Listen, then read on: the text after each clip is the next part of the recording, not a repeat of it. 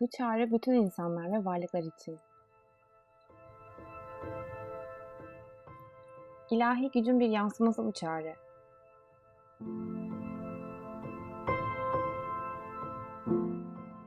Yaşam bütün gücünü insanlar, buluşmalar ve kolektif alınan nefesler aracılığıyla ortaya koyuyor.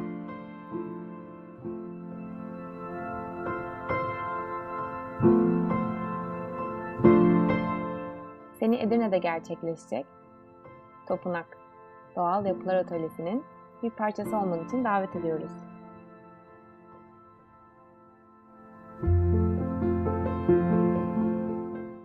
Kutsal alanı birlikte inşa edebilmek, yaşama hizmet etmek, varoluşu onurlandırmak için.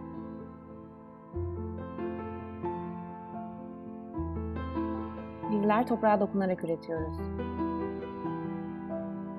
Bizler toprağın etrafında topluluk olabilmeyi düşünüyoruz. Seni barış ve aşk için birlikte üretmeye davet ediyoruz. Doğduğumuz günden beri sahip olduğumuz özlemler için bu alanı tutuyoruz.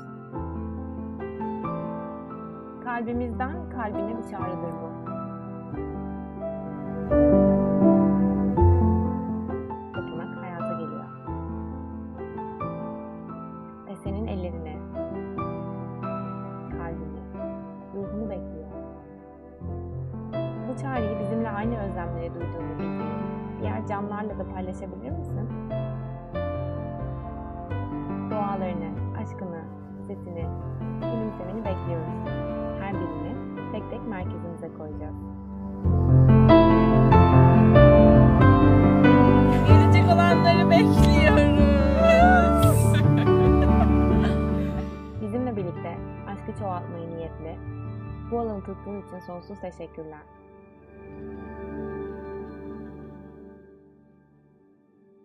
Bir de unutmadan destek olmanın bir başka yolu daha var.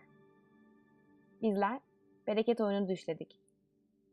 Bir araya gelmek için güçlü niyetleri ve zamanı olan, fakat ekonomik olarak bunu karşılayamayanlar için. Eğer bu aşkı desteklemek ve çoğaltmak istiyor, fakat fiziksel olarak bizimle olamıyorsan, belki maddi desteğin ile bu ortak yaratım sürecinin bir parçası olabilirsin.